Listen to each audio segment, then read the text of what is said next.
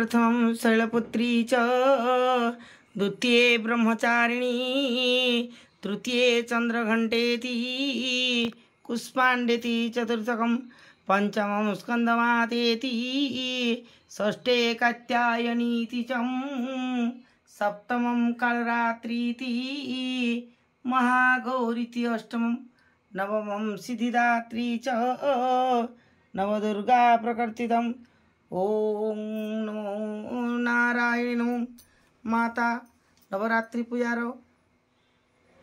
सप्तम दिन रे माँ कालरात्रि देवी पूजा उपासना करिबा। ओम एकवेणी कपा एकवेणी जपा कर्ण पुरा नग्ना खरा स्थिता लोम्बष्टि कन्नका कन्नी तैलभ्यंत शरीरिणी वाम पाद सल्लहल ताकंटक भूषणा वर्धनम धर्म ध्वजा कृष्णा कालरात्रि भयंकरी माता दुर्गांकर सप्तम शक्ति कालरात्रि नाम विख्यात। यहाँ शरीर रंग अंधकार रात्रि परी गाढ़ कला मस्तकरी केश मुकुला कंठरे बिजुली परी उज्ज्वल माला झटकु थाए मातांकर तीनोटी नेत्र एवं एई तीनोटी नेत्र ब्रह्मांड सदृश गोलाकार तांकर नासिकार प्रवाहित श्वास प्रश्वास रे अग्निर ज्वाला बाहरु थाए तांकर वाहन गर्धव गध से चतुर्भुजा डाहाण पट उपर हाथ टेकी से पर मुद्रा समस्त को वरदान करती ओ तल हाथ अभय मुद्रा देखाए बापट उपर हाथ रे लुहार कंटा ओ तल हाथ रे खड़ग बा कटार शोभा पाए।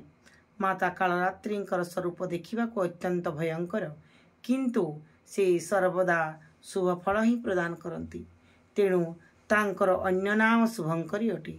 सुतराम तांको देखि भक्त माने कौनसी प्रकार भयभीत बा आतंकित हेबा अनुचित। दुर्गा पूजार सप्तम दिन माता कालरात्रि उपासनार विधान अच्छी से दिन साधकंक मन सहस्रार चक्र स्थित रहे तांक पाई ब्रह्मांडर सकल सिद्धिर द्वार खोली जाए। एही चक्र रे स्थित साधकंकर मन पूर्णत माता कालरात्रि स्वरूप लगी रहे। माँ साक्षात्कार मिलुथिबा पुण्य से भागी हो जाती तांकर सकल पाप अविघ्न नष्ट हो जाए तांको अक्षय पुण्यलोक प्राप्ति हुए। माता कालरात्रि दुष्ट विनाशिनी अटंती तांकर स्मरण मात्रे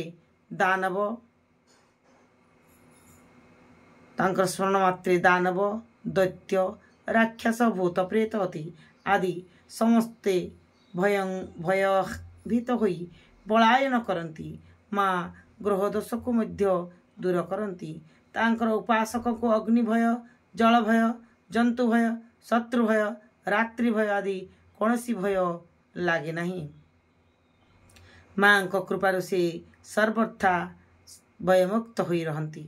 माता कालरात्रि स्वरूप विग्रह को निज हृदय रे धारण करी मनुष्य एक निष्ठ भाव तांकर उपासना करने आवश्यक। से मानसिक बाचिक और कायिक पतिव्रता पवित्रता रखिवा संगे संगे जम नियम संयम और संयम पूर्ण रूपे पालन करने आवश्यक। माँ हेउछंती शुभंकरी देवी तांकर उपासना मिलुथिबा शुभत अगणनीय। आमे निरंतर माँ स्मरण और ध्यान पूजन करने आवश्यक। जय माँ जगज्जननी जय माँ कालरात्रि।